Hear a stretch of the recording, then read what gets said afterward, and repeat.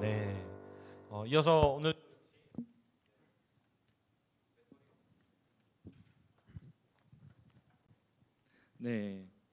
이어서 오늘도 그 퀴즈가 준비되어 있습니다. 오늘도 두 문제가 준비가 되어 있고요. 오늘 우리가 함께 나눌 마태복음 19장에 있는 이야기입니다. 네, 그래서 여러분 미리 예습했겠지만 성경 본문 잘 보시면서 문제 답을 주셨으면 좋겠습니다. 현장에 계신 분들은 몇 초? 7초. 7 하고 딱 누르면 안 되고 8 하고 눌러야 돼요. 자, 첫 번째 문제 드리겠습니다. 계명을 지켜라 라고 말씀하시는 예수님의 명령에 청년이 어떻게 대답했습니까? 20절에 나오는 말씀이죠. 청년의 대답, 계명을 지키라 라는 말씀에 청년의 대답 뭐였죠? 20절 말씀.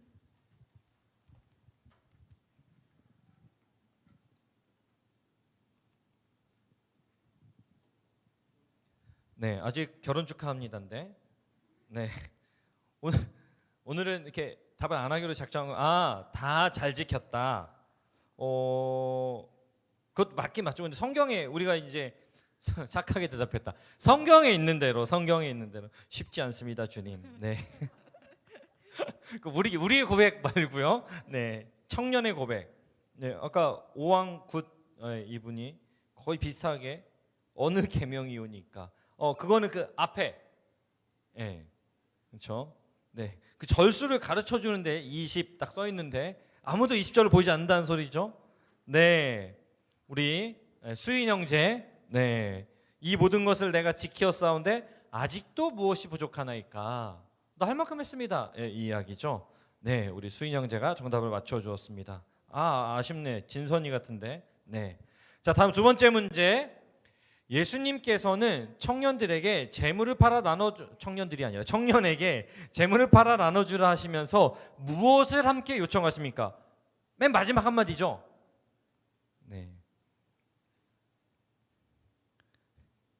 20점. 20점짜리 문제다. 그렇지. 이번에 21점짜리 문제. 그렇죠. 우리 지영이가 정답을 맞춰줬습니다. 나를 따르라. 나를 따르라. 우리 태욱이 그 PPT로 고생하고 있는데 죄송한 게 아니에요.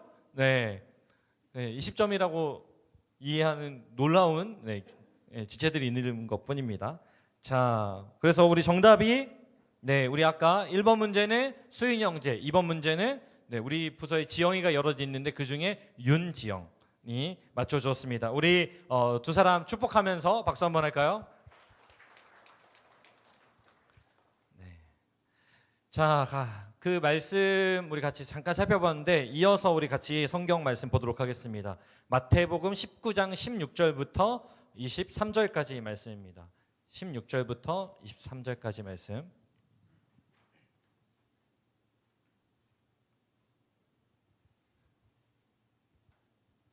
마태복음 19장 16절부터 23절. 우리 같이 한번 한 목소리로 조금 빠른 속도로 함께 합독하겠습니다. 어떤 사람이 주께 와서 이르되 선생님이여 내가 무슨 선한 일을 하여야 영생을 얻으리이까? 예수께서 이르시되 어찌하여 선한 일을 내게 묻느냐? 선한 이는 오직 한 분이시니라. 내가 생명에 들어가려면 계명들을 지키라. 이르되 어느 계명이오니까? 예수께서 이르시되 살인하지 말라, 간음하지 말라, 도둑질하지 말라, 거짓 증언하지 말라, 내 부모를 공경하라, 내 이웃을 내 자신과 같이 사랑하라 하신 것이니라. 그 청년이 이르되 이 모든 것을 내가 지키었사온데 아직도 무엇이 부족하나이까?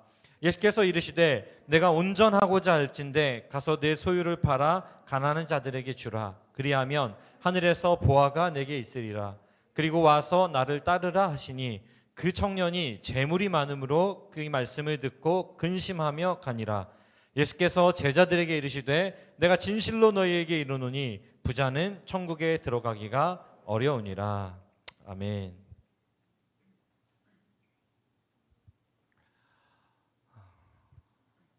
말끔하게 옷을 차려입고 또 굉장히 예의 바른 모습으로 한 사람이 예수님을 찾아와서 질문을 합니다. 선생님이요, 내가 무슨 선한 일을 하여야 영생을 얻으리이까? 우리가 잘 알고 있듯이 이 질문에 대해서 예수님 굉장히 당연한 답을 주십니다. 계명들을 지키라. 이렇게 말씀하시면서 10계명을 나열하시고 또 가장 큰 계명이라고 가르쳐 주신 그 계명 중에 두 번째 계명인 내 이웃을 내 자신과 같이 사랑하라라고 말씀하시는 것. 여러분 이게 너무나 당연한 말씀이잖아요. 그렇게 살아야죠. 근데 한편으로는 또 사실 참 쉽지 않은 말씀입니다. 아까 댓글에도 쉽지 않습니다, 주님. 나 자신도 사랑하지 못할 때가 많이 있는데, 근데 뭐 이웃을 사랑하라, 내 몸처럼 사랑해라라고 하는 것도 그렇고, 또 우리가 가정의 달 이렇게 보내면서 뭐 교회 안에서는 뭐 행복 밥상 이런 얘기도 하긴 하지만 부모님을 공경한다라는 것도 참 어렵다는 생각이 듭니다. 그런 면에서 주님이 너무 당연하게 얘기한 이 말씀이 우리에게는 당연하지 않은 것이 사실이죠. 그런데 그렇게 말씀하시는 주님에게 대답하는 이 사람의 반응이 저는 정말 놀라웠습니다. 뭐라고 대답했죠? 아까 우리가 살펴본 것처럼 이 모든 것을 내가 지키었사온데 아직도 무엇이 부족하니까 이 모든 것을 다 지켰다고 말합니다. 굉장히 교만해 보이지 않습니까? 할 것 다 하고 할 만큼 했는데 뭘 더 해야 됩니까? 우리는 쉽지 않습니다, 주님인데 이 사람이 오히려 이렇게 묻고 있습니다. 뭘 더 해야 합니까? 네, 이에 대해서 예수님도 한치의 물러섬 없이 말씀하십니다. 네가 온전하고 싶다면 가서 내 소유를 팔아 가난한 자들에게 주라. 여러분 저는 여기서 약간 의아스러웠습니다. 왜냐하면 영생을 얻는 것과 소유를 팔아서 가난한 자들에게 주는 것 도대체 그게 무슨 관계가 있어요? 다 잘하고 있다고 뭐 무엇이 부족하냐고 물어보니까 지금 짜증나서 조용히 해 이렇게 물리치시는 측면에서 너 돈 많은데 그래 다 그거 팔아. 뭐 이런 걸까요? 예수님께서 이렇게 뜬금없는 요구를 하시는 이유가 과연 무엇일까라는 질문을 하게 됩니다. 그런데 가만히 이 본문을 묵상하다 보니까요. 무엇이 부족하냐라고 묻는 이 질문에 가만히 보니까 하나님 나라의 원리가 아니라 세상의 원리가 잔뜩 묻어 있다라는 생각을 하게 되었습니다. 왜냐면요, 세상의 원리는요, 경쟁과 쟁취의 원리입니다. 그리고 덧붙여서 인과응보의 원리입니다. 이게 일반적인 세상의 원리거든요. 그러니까 이 청년은 나 할 만큼 했고 이만큼 했으면 영생도 난 좀 누려야 되는 거 아니겠습니까? 라는 질문일 수도 있겠다는 생각이 들었던 것이죠. 사실 제가 이 청년을 한편으로 굉장히 교만한 청년으로 만들고 있는데요. 근데 가만히 살펴보면요, 이 계명을 지키는 일을 할 만큼 했다라고 말하는 것은 엄밀히 말해서 교만한 태도는 아닙니다. 이 당시의 상황으로 봤을 때. 그저 이 사람은 신앙심이 굉장히 투철한 사람이었던 것이죠. 왜냐면요, 바울 있잖아요. 우리가 좋아하는 바울도 빌립보서 3장 6절에 보니까요, 자기를 이렇게 소개합니다. 율법의 의로는 흠이 없는 자다. 여러분, 바울이 교만한 사람입니까? 물론 우리가 예수님 믿기 전에 약간 교만하게 보기도 하지만 이렇게 이야기하는 것이 유대인들에게 꽤나 신앙심이 투철한 사람이 당당하게 말하는 어떤 하나의 신앙의 표현이었다라고 생각해 볼 수 있는 것이죠. 그러니까 이 사람도 신앙적으로 열심히 대단한 사람이었다라고 우리가 생각해 볼 수 있는 것이죠. 또 이 청년의 한 가지 모습을 우리가 살펴보자면 22절에 보면요, 재물이 많은 청년이라고 표현합니다. 이 청년이 신앙심이 투철한 열심 있는 청년이었던 것과 더불어 사회적으로도 굉장히 열심을 다해 부자가 된 사람이었다라고 우리가 추측해 볼 수 있는 것입니다. 신앙적으로나 사회적으로나 굉장히 훌륭한 사람이었던 것, 열심 있는 사람이었던 것은 확실합니다. 그런데 가만히 살펴보면요, 이렇게 부자가 된 것, 또 신앙적으로 나 굉장히 할 만큼 했습니다 라고 이야기하는 것은 우리가 미루어 봤을 때 저는 약간 이 청년을 이렇게 표현하고 싶습니다. 경쟁에서 이기고 쟁취하는 것에 익숙해진 인과응보적인 가치관으로 살아온 사람이다 라고 조금은 제가 이 청년을 폄하하고 싶었습니다. 왜냐하면 이 청년이 무엇이 부족합니까? 라고 하는 이 질문에 조금은 신앙적으로나 사회적으로나 내가 갖춘 것이 많다라고 하는 어떤 표현이 느껴지는 것 같았기 때문에 그렇습니다. 그런 의미에서 영생을 구하는 이 청년의 태도에서도 나 이제는 좀 누리고 싶습니다. 이제는 좀 할 만큼 했으니 좀 쉬어도 되는 거 아닙니까? 라고 말하는 것처럼 여겨지기도 했습니다. 이런 태도는요, 누가복음 12장 19절에 내가 내 영혼에게 이르되 영혼아 여러 해 쓸 물건을 많이 쌓아두었으니 평안히 쉬고 먹고 마시고 즐거워하자 하리라, 이렇게 말하는 어떤 한 부자의 태도와 좀 비슷하다라는 생각을 했습니다. 무슨 말입니까? 열심히 했습니다. 그리고 이제 그 보상이 주어졌습니다. 그러니까 이제 좀 편히 쉬고 누려야겠다라고 하는 것이죠. 이게 잘못된 것은 아닙니다. 이 태도는 자신의 수고에 대해서 하나님께서 보상해 주셨다라고 하는 태도입니다. 그리고 그렇게 보상해 주셨으니까 복으로 좀, 그걸 하나님의 복으로 좀 누려야 되겠다라는 것이죠. 크게 잘못된 것은 아닌 것처럼 보입니다. 그런데 크게 잘못된 것처럼 보이진 않지만 저는 여기에서 이 부자의 모습과 우리가 세상의 사람이라고 소위 표현하는 하나님을 알지 못하는 사람들의 삶에 추구하는 방향과 그리 다르지 않다는 생각을 하게 된 거예요. 뭐가 다릅니까, 여러분? 하나님 믿고 성경의 가치관을 따라 사는 삶은 다르다면서요. 그래서 회심이라면서요. 근데 무엇이 다릅니까? 이런 측면에서 우리는 현세적 번영을 하나님의 축복, 하나님의 복이라고 생각하는 경향이 좀 있습니다. 그래서 제가 이런 묵상을 좀 하면서 자크 엘루리 쓴 그 하나님이냐 돈이냐는 책을 보니까요, 욥 이야기를 하면서 질문을 우리에게 던집니다. 당신이라면 이와 같은 상황에 처했을 때 어떻게 할 것인가? 절망에 사로잡혀 하나님을 불의하다고 욕할 것인가? 라는 질문이었어요. 바로 이 점이 중요하다. 하나님께서 우리를 돕고 부유하게 하고 축복하실 때에는 의로우시고, 우리를 벌하고 정죄하실 때에는 불의하신가? 하나님이 축복하실 때만 하나님의 뜻을 용납한단 말인가? 자켈레르의 질문이었거든요. 우리는 뭔가 일이 잘 되면은 하나님이 도와주셨어, 하나님이 복 주셨어, 이렇게 얘기합니다. 그 하나님 좋은 분이야.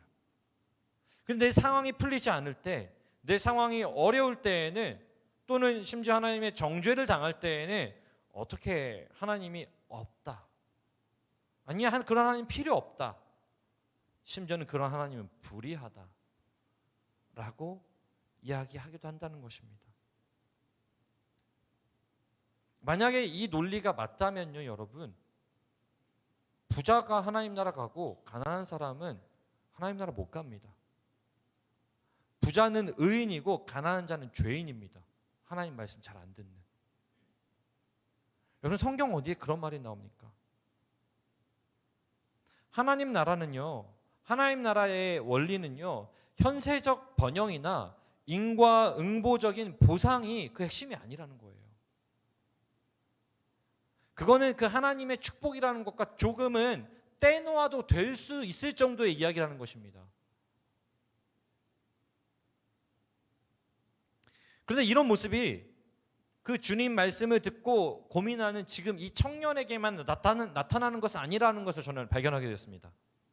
모든 것을 버려두고 주님을 따랐던 이 청년은 못 따랐지만 그걸 따랐던 주님의 제자들 있잖아요. 그물을 버려두고 예수를 따르니라, 우리 봤었잖아요.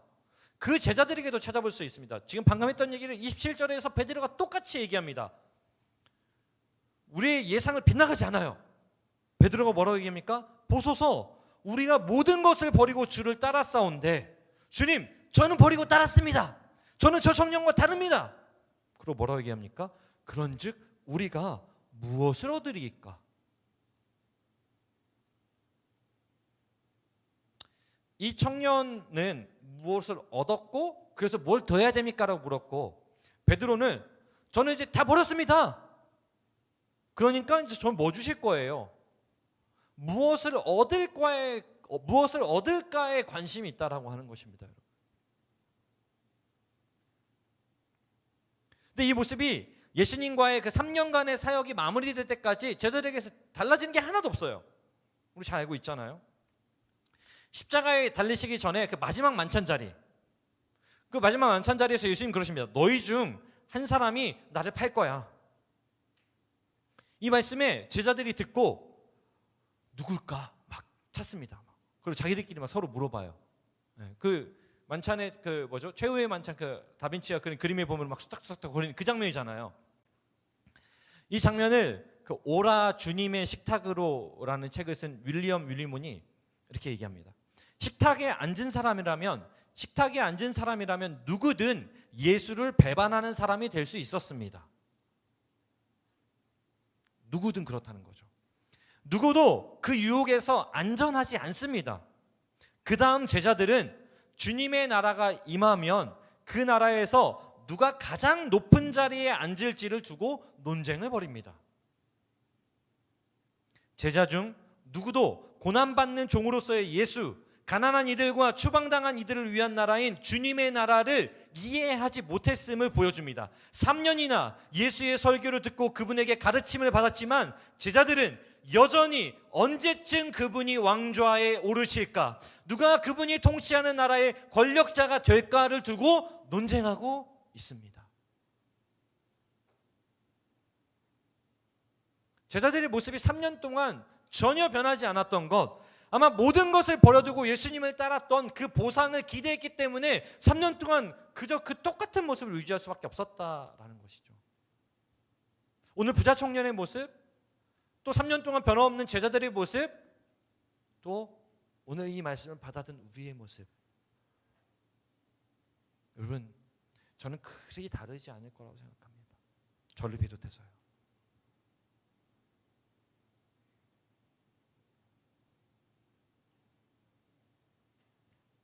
여기서 우리는 생각해 볼 게 있습니다. 주님의 방식이 무엇인가? 주님의 방식은요, 보상받아서 나 홀로 누리는 것에 있지 않다라는 거예요. 우리는 보상받아서 나 홀로 누리는 것에 관심이 너무 많아요. 예수님께 질문한 청년에게 예수님 이렇게 말씀하십니다. 가난한 자들에게 주라. 그가 사회적으로 신앙적으로 열심을 다했지만 그것은 자신을 위한 거였어요. 왜 자신을 위한 거였죠? 그 끝은 나에게 영생이 어떻게 하면 얻을 수 있습니까? 라고 하는 결론, 그것으로 나아가기 위함이었던 거죠. 좀 누리고 싶었던 것, 자기를 위한 것입니다.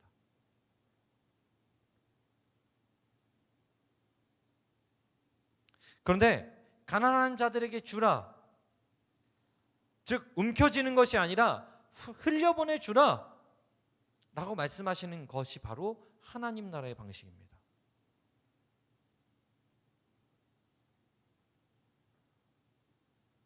보상받아 나 홀로 누리는 것이 아니라 함께하는 나라, 이게 주님의 방식이에요. 함께하는 거.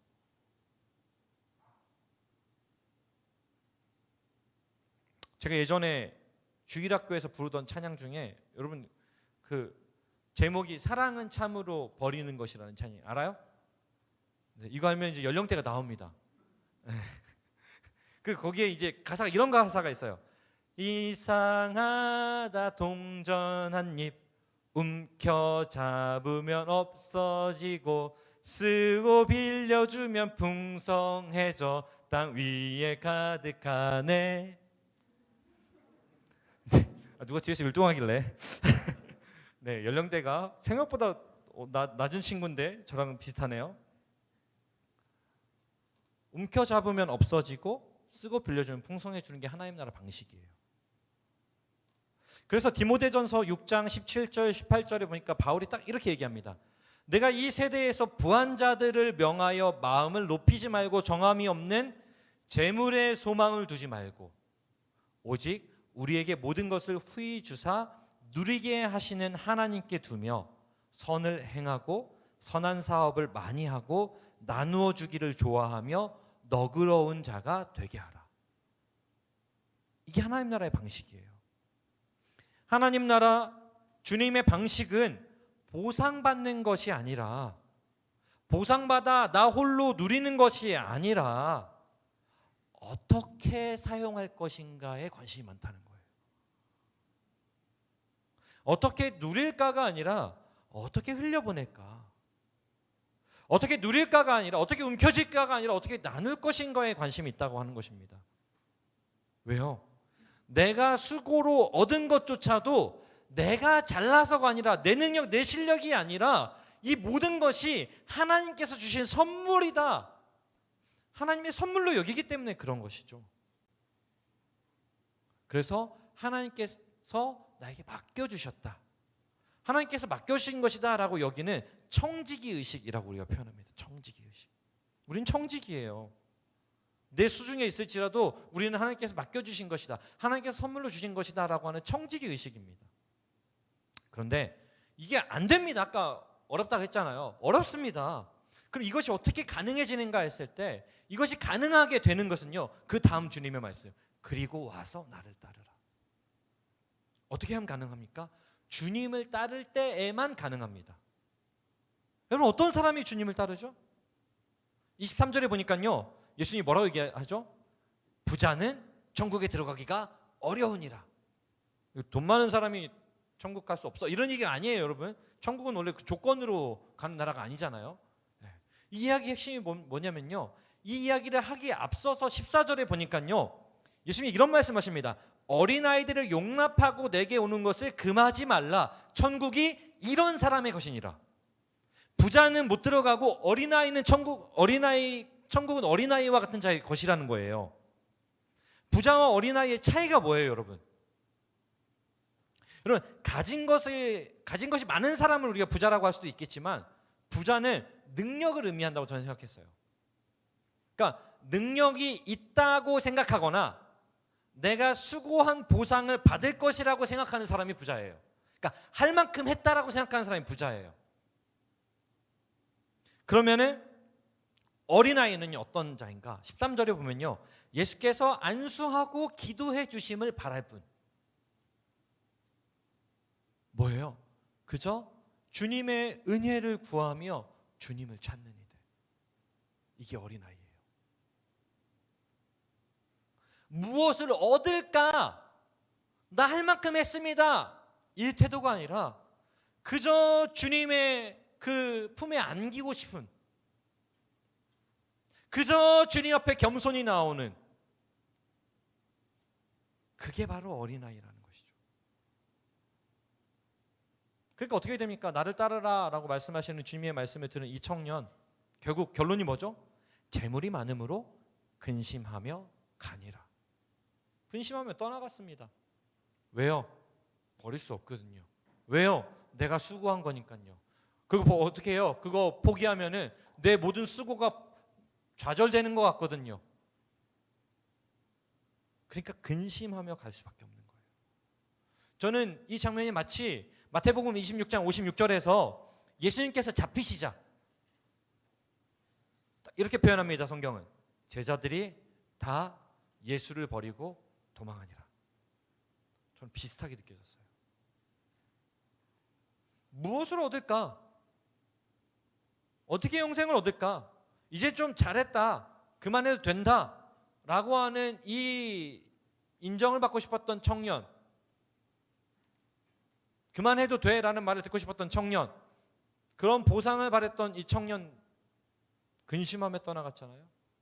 3년 동안 언제 예수님이 왕위에 오르셔서 내가 좀 내 명예와 또 나의 어떤 이 수고의 보상을 받을 것인가를 기대했던 제자들의 모습은 똑같습니다. 도망가니라. 둘 다 방향, 이야기는 근심하며 가니라, 도망가니라, 단어는 다르지만 모습이 똑같습니다. 주님 등지고 떠나가는 거예요. 우리도 마찬가지입니다, 여러분. 예수 믿으면 이 정도의 보상이 따르겠지, 신앙생활하면 이런 좋은 일이 있겠지, 이걸 기대하고 그것이 우리의 신앙생활의 핵심이 되고 중심이 되는 순간 우리는 어느 순간에 예수님 등지고 떠날 겁니다. 우리 모두가 그렇게 되지 않기를 원합니다. 할 만큼 했다고 생각한 부자, 합당한 보상이라고 여겨지지 않은 그 결론에 선 제자들, 이들은 더 이상 예수님을 따를 수 없었습니다.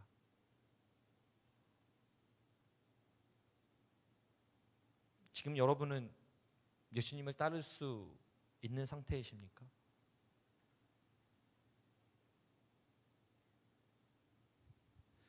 요즘 가는 곳마다 투자 이야기가 끊이지 않죠? 이 청년이 예수님하고 얘기하고 보니까 예수님 말대로 하는 게 합당한 투자가 아니었던 것입니다. 합리적인 투자가 아니었던 거죠. 결국 그러니까 청년은 근심하며 간 거예요. 제자들도 마찬가지예요. 그동안 했던 투자가 합리적인 투자가 아니었고 합당한 투자가 아니라고 생각했기 때문에 지금이라도 빨리 손절하고 가자.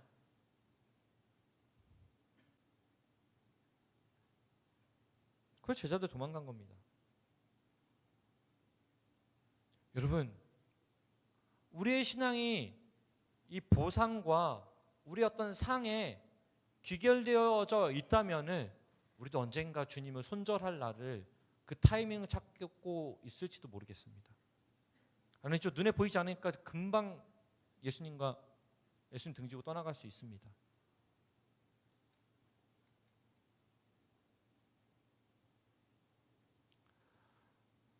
저는 이 장면을 이렇게 어떤 합리적인 투자라고 좀 생각하는 그런 관점으로 이 말씀 묵상하던 가운데 한 단어가 딱 떠올랐어요. 십자가에서 예수님께서 뭐라고 하시냐면요, 다 이루었다라고 말씀하세요. 다 이루었다. 다 들어보셨죠? 다 이루었다.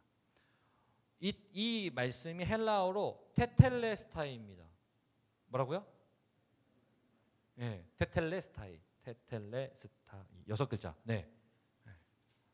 이 테텔레스타이라는 단어인데 이 단어는 값을 지불했다, 지불 완료라는 뜻이에요.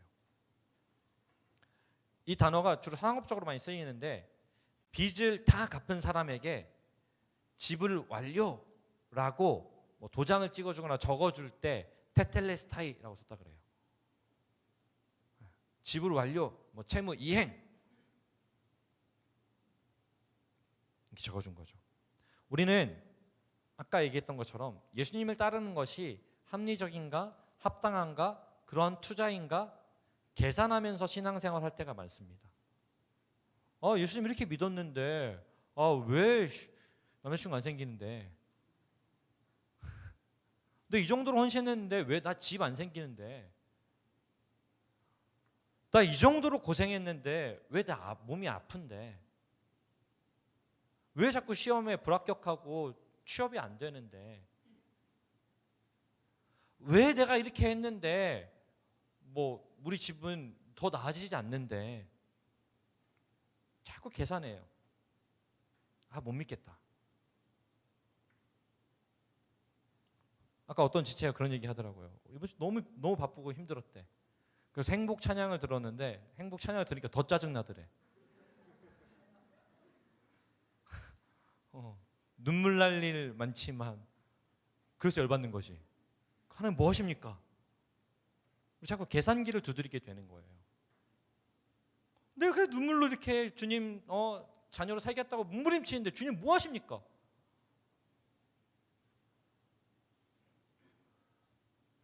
그런데 예수님은요, 그런 우리를 위해서, 그런 불평 많은 우리를 위해서 무엇을 하셨는가? 예수님은 그런 우리를 위해서 자신의 생명을 투자하셨습니다. 지불 능력이 없는, 우리가 마땅히 치러야 될 이 채무를 갚을 능력이 없는 어린 아이와 같은 우리를 위해서 직접 자신의 몸이라고 하는, 자신의 풍요라고 하는, 자신의 영광이라고 하는 값을 지불하셨다는 거예요. 그게 테텔레스타이예요.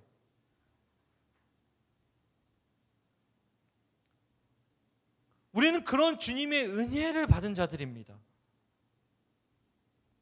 여러분, 그렇다면 우리 어떻게 살아야 될까요? 주님, 뭘 더 해야 됩니까? 주님, 뭘 더 주시겠습니까? 이 질문이 과연 우리에게 합당하냐라고 하는 것입니다, 여러분. 아까 말했던 윌리엄 윌리몬이 마지막 만찬 자리에서 이렇게 설명합니다. 제자들이 누가 더 많은 공을 세웠는지를 두고 옥신각신하는 동안, 그들이 옥신각신하는 동안 예수님은, 성만찬이잖아요, 예수님은 시중 드는 사람이 되어 식탁에서 기다리십니다. 뭐예요? 떡 주시려고 기다리시잖아요. 시중 들고 있는 거예요. 이거 먹을래? 요한은 예수가 제자들의 시중을 드셨을 뿐 아니라 발까지 씻겨주셨다고 함으로써 더 강한 대비를 줍니다. 제자들이 옥신각신하고 있는 동안, 누가 더 많은 공을 세웠고 누가 더 높은 자리에 오를지 옥신각신하는 동안 예수님은 시중 드는 사람, 심지어 제자들의 발을 씻기고 있었다라고 하는 것입니다, 여러분. 그렇게 예수는 당신의 활동이, 당신의 나라에서 이루어지는 그 삶의 특징이 하찮은 일, 시중 드는 일, 종이 되는 일임을 드러내십니다. 제자들은 끝내 예수를 몰랐고 오해했고 혼란스러워했으며 여전히 자기 중심적이었습니다. 여러분, 우리는 우리 스스로를 모든 것을 이룬, 또 할 만큼 한 부자 청년이나 그런 제자의 모습이라고 생각할 때가 있습니다. 그래서 무엇이 부족하냐고, 뭘 더 해야 하냐고 성토하면서 주님 앞에서 자기중심적이고 계산적인 태도를 취할 때가 너무나 많습니다. 그런 우리는 그저 무엇을 이룬 부자, 무엇을 이룬 종교적으로 열심인 사람이 아니라 우리는 어린아이일 뿐입니다. 투정하고 있는. 그러나 정말 감사한 것은 주님께서 모든 것을 잃은 부자 청년이 아닌 그런 부자 청년을 찾으러 이 땅에 오신 것이 아니라 어린아이와 같은 오늘 이 자리에 있는 저와 여러분을 찾고 계신다는 사실이에요. 이 세상 어떤 존재와도 바꿀 수 없는 그러한 가치를 가진 우리를 위해서 가장 값진, 가장 위대한 가치 투자를 하신 것이 예수님의 십자가 사건이라고 하는 것입니다, 여러분. 여러분, 무엇을 우리가 계산하시겠습니까?